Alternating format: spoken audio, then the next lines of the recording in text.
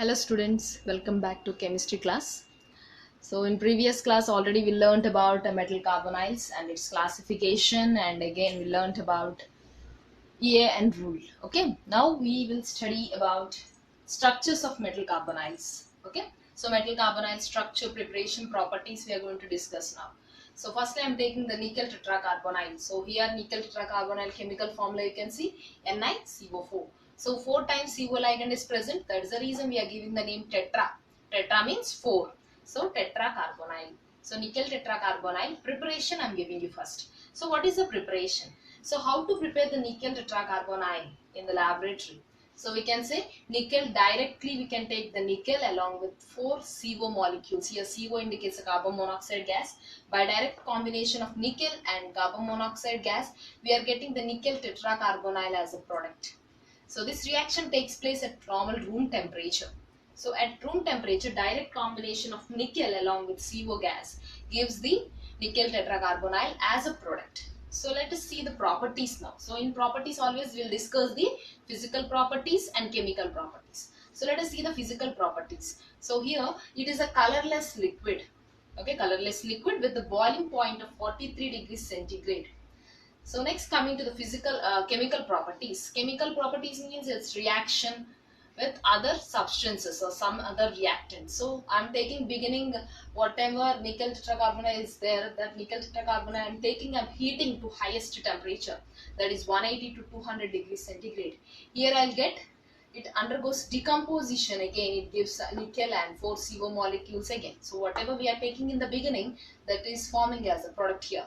So nickel tetracarbonyl at highest temperature of 180 to 200 degrees centigrade undergoes decomposition reaction to give nickel and CO molecule out. Okay. Now let us see second chemical property, that is reaction with bromine.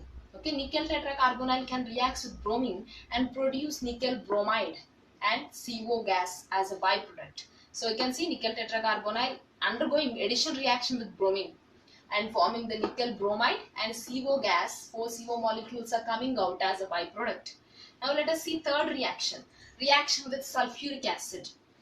So nickel tetracarbonyl reacts with aqueous sulfuric acid. Aqueous sulfuric acid means to the sulfuric acid we add some water.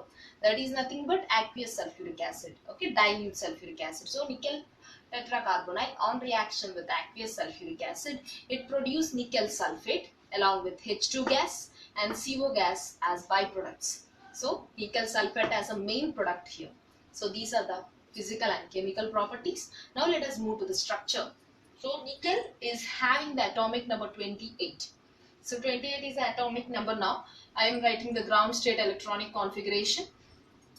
1s2, 2s2, 2p6, 3s2, 3p6, 3d8, 4s2.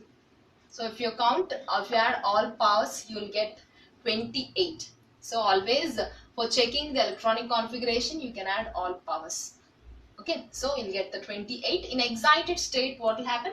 When we are supplying some energy, in excited state, the electrons will jump from one level to another level. That is excited state. So 1s2, 2s2, 2p6, 3s2, 3p6, 3d8, 4s1, 4p1. So one electron from 4s2 is jumping to next level, that is 4p1. So I am writing here. You can observe this shell configuration. So I'm representing with orbitals. So 3d8, 8 electrons in 3d, 4s1, 4p1. So in hybridization now, 1s, 4s and 4p orbitals, 3 4p orbitals and 1 4s orbital involved in the hybridization. So we are getting sp3 hybridization. Okay, so hybridization is a process where intermixing of orbitals takes place, which to get the equal energy. So now all 4s and 4p intermixed and they get equal energy now. So all sp3 will have equal energy. So they'll form the bonds now. Let us see. Here unpaired electrons are present. In 3d, 8 electrons are there, 2 unpaired electrons are there. So now what will happen?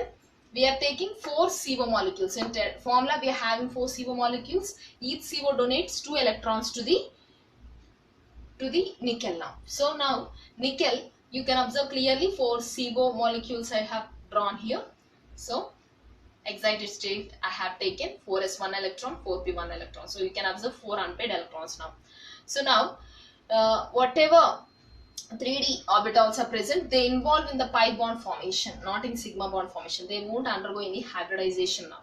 They'll involve in the pi bond formation. So now you can see C.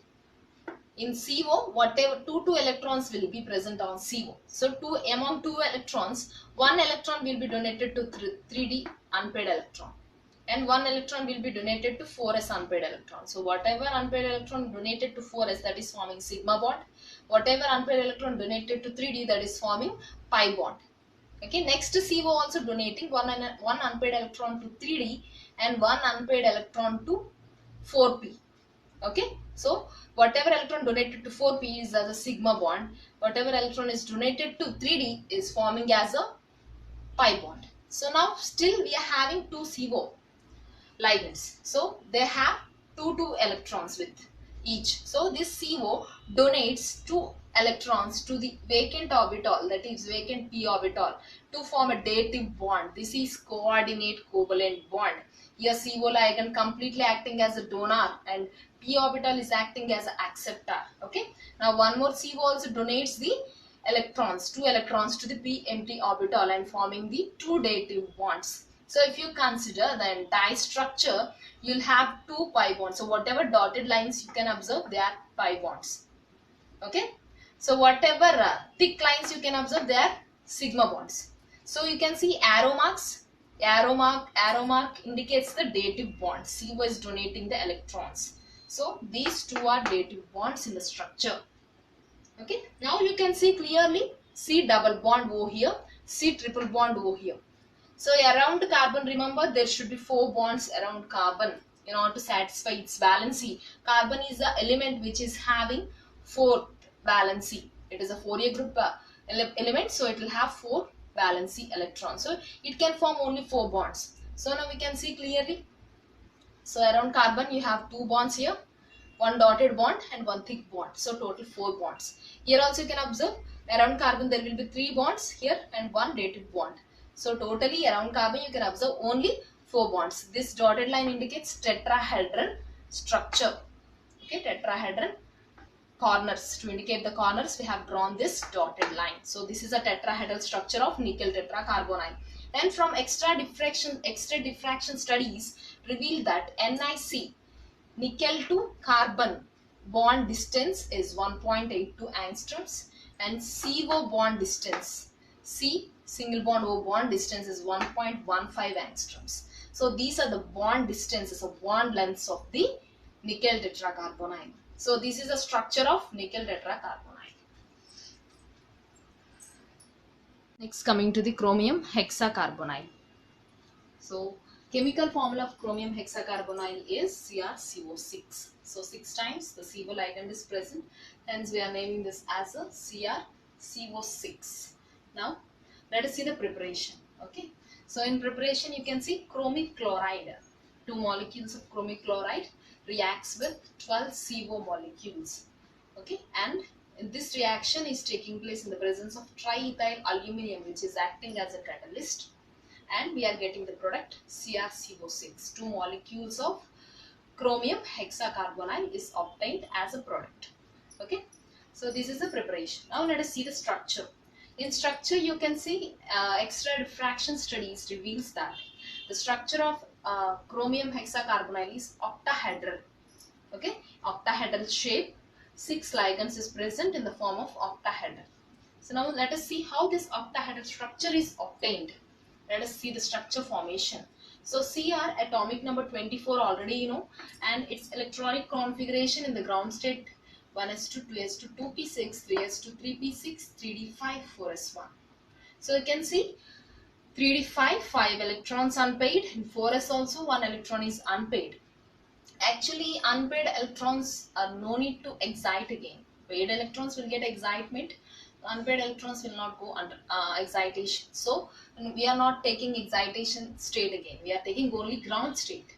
Okay, here in this case you'll see D to sp3 hybridization. Now in D there will be 2 orbitals from D and 1s orbital from 4s, and 4p orbitals 3 combine together to form D2sp3 hybridization. You can see 6 orbitals involved, 6 ligands involved in the reaction.